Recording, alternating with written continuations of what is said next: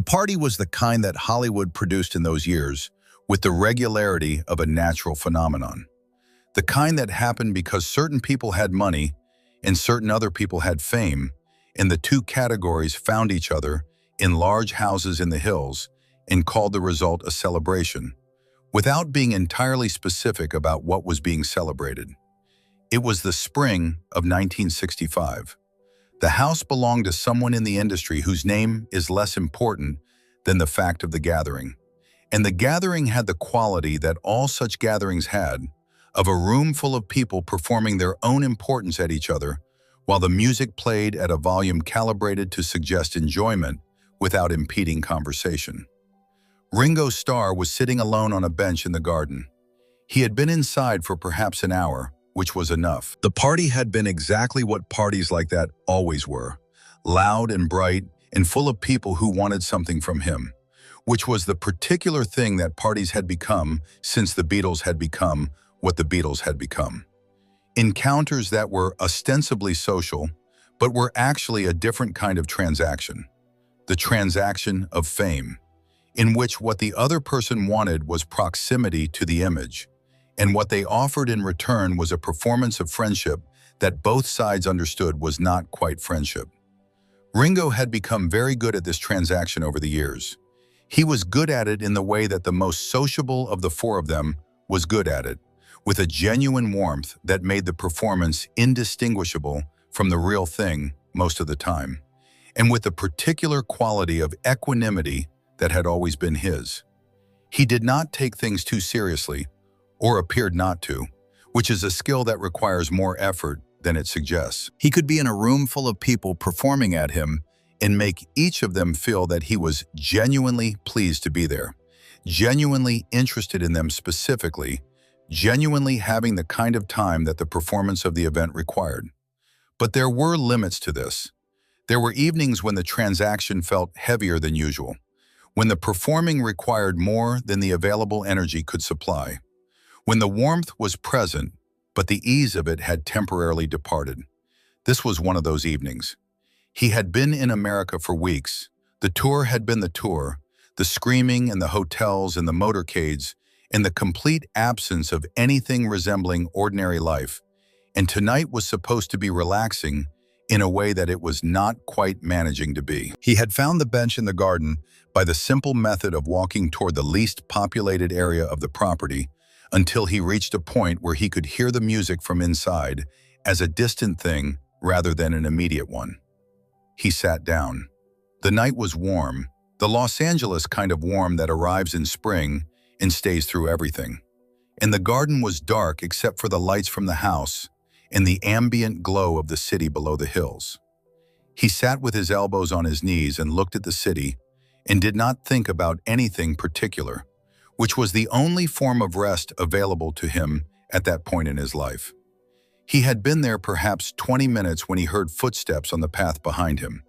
John Wayne was 57 years old in the spring of 1965. He was, by any measurement available, one of the most famous men in America, the most consistent box office draw of his generation, the face that had come to represent a specific idea of American masculinity that the country had decided it needed, and that Wayne had spent 30 years embodying, with a completeness that made the embodiment look effortless.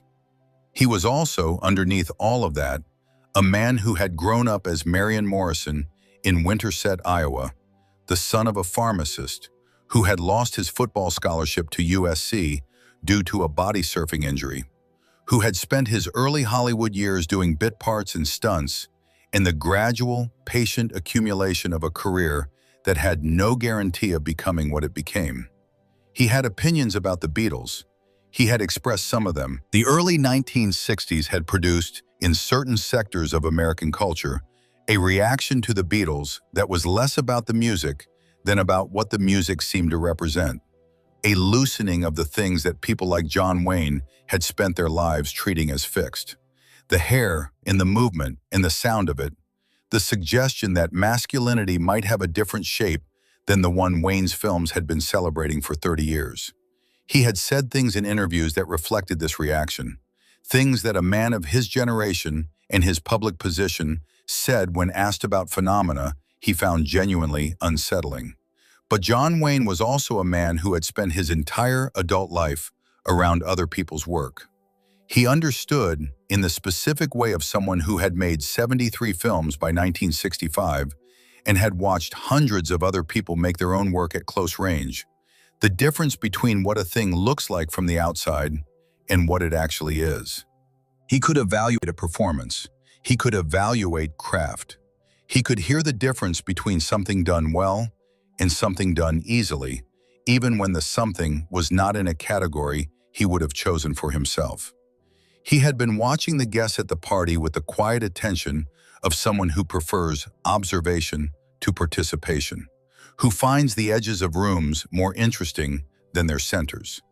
He had seen the young man go out to the garden. He had watched him navigate the party for the preceding hour, the particular navigation of someone who is very good at the required performance and very tired of performing it. He had recognized something in that navigation because he had been performing his own version of it for 30 years. He followed him out to the garden. He sat down on the bench beside Ringo. Not close, a foot or two of bench between them, the natural distance of two people who do not know each other well, sitting in a shared space. He looked at the city the way Ringo had been looking at it. They sat in silence for a moment. The music from the house was distant, and the city below them was doing what the city always did, which was everything simultaneously. Then Wayne said, "You all right out here?" It was not quite a question and not quite an observation. The tone of it was the tone of someone checking in rather than interrogating.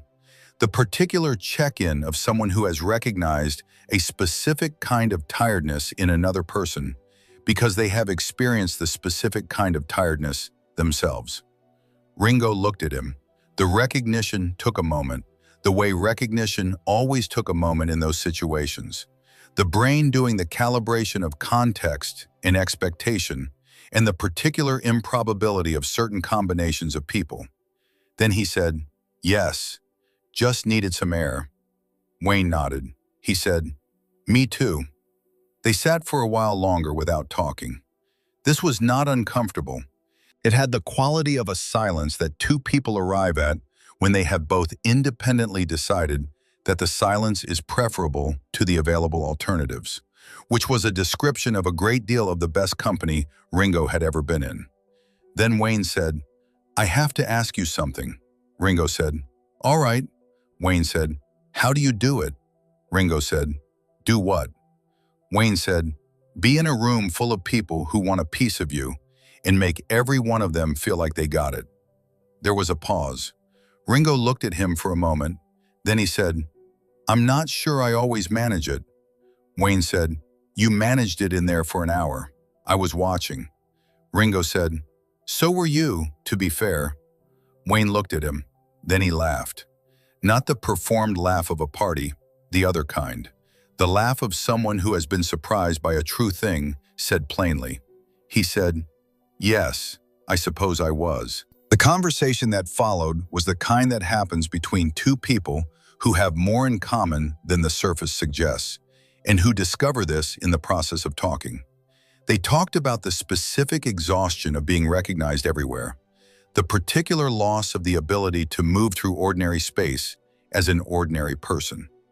Wayne talked about it from the perspective of 30 years of it, the long accommodation that a person makes to a life that cannot be lived the way lives are supposed to be lived. Ringo talked about it from the perspective of 3 years of it, the rawness still present, the adjustment still in process. Wayne said, "It gets easier."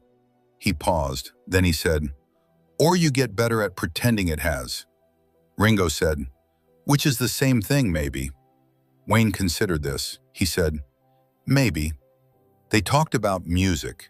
This was perhaps the less expected part of the conversation. Wayne was not a man who publicly discussed his relationship to the music of the early 1960s in terms that could be described as enthusiasm.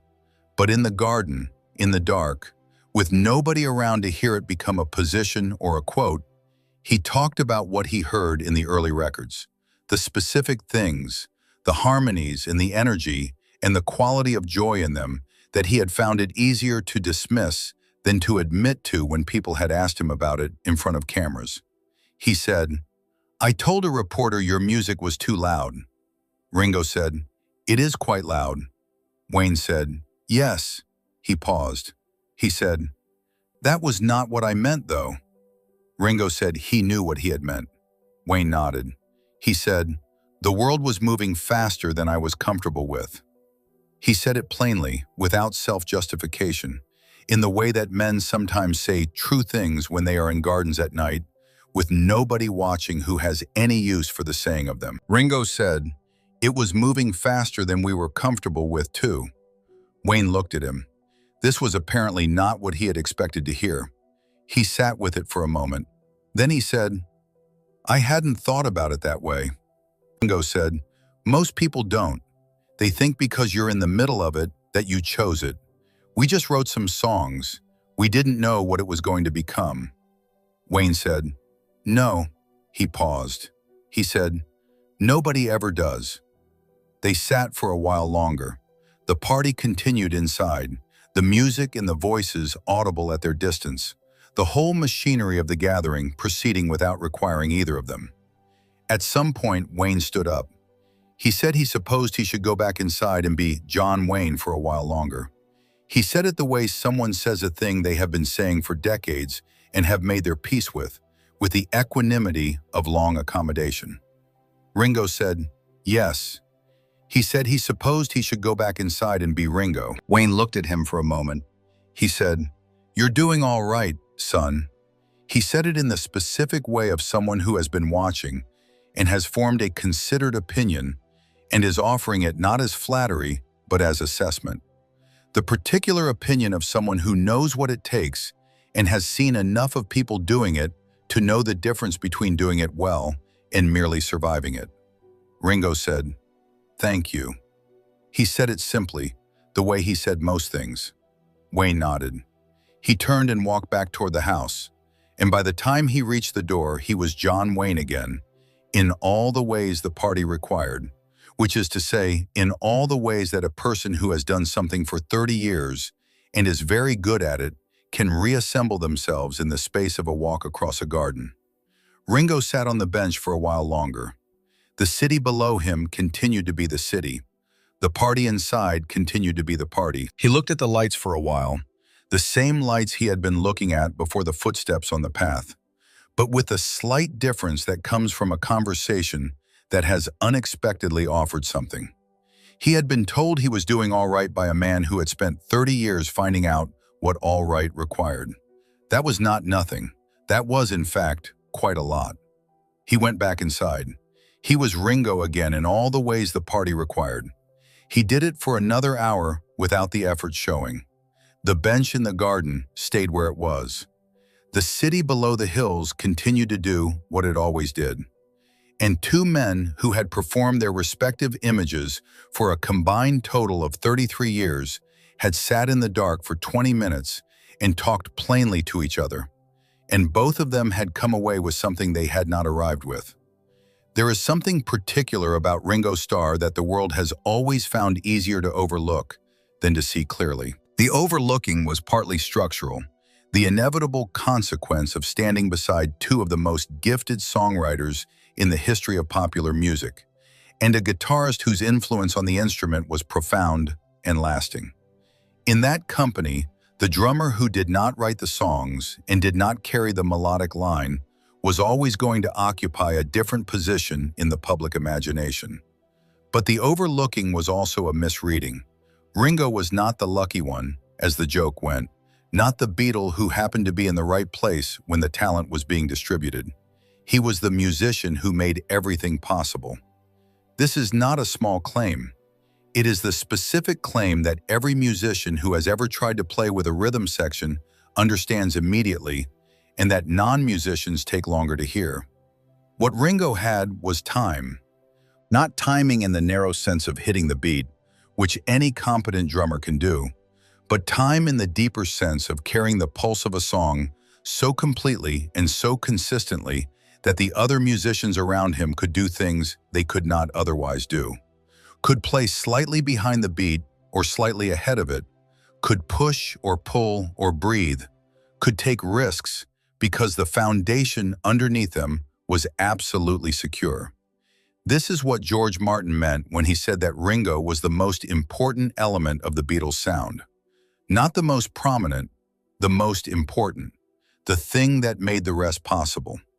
He had taught himself drums the way all the best drummers teach themselves, by listening so completely to what the music required that the body learned to provide it before the mind had finished understanding what it was providing. By the time he joined the Beatles in August 1962, he had spent years playing in Liverpool clubs with Rory Storm and the Hurricanes.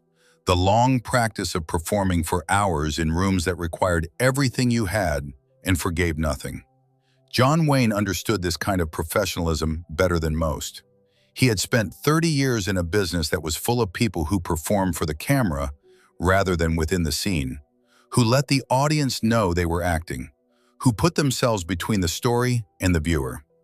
He had made his own reputation on exactly the opposite principle, on the quality of being rather than performing, on the particular authenticity that comes from completely inhabiting a role rather than presenting it. He recognized the equivalent quality in Ringo's playing when he had finally listened properly.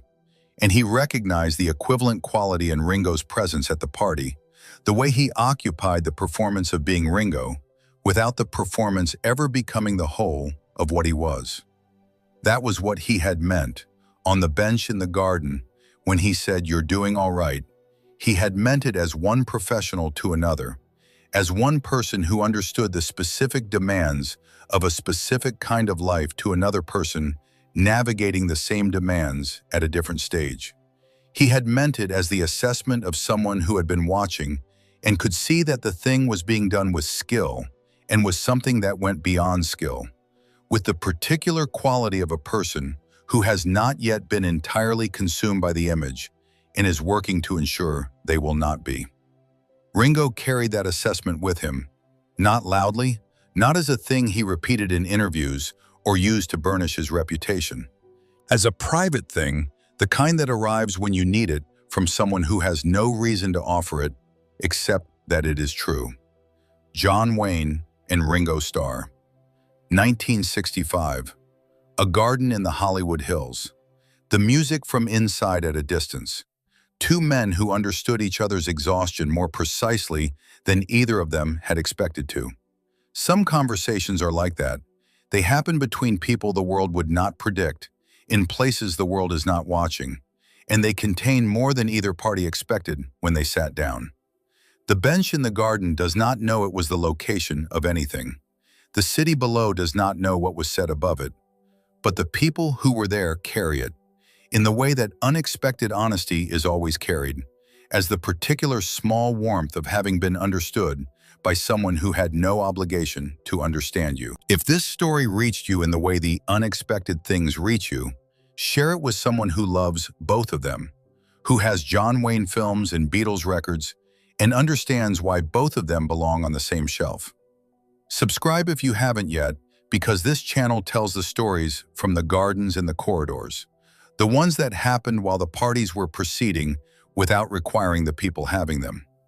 And tell us in the comments, have you ever had a conversation with a stranger that surprised you with how much it gave you? The one that happened in an unexpected place with an unexpected person and left you carrying something you hadn't arrived with.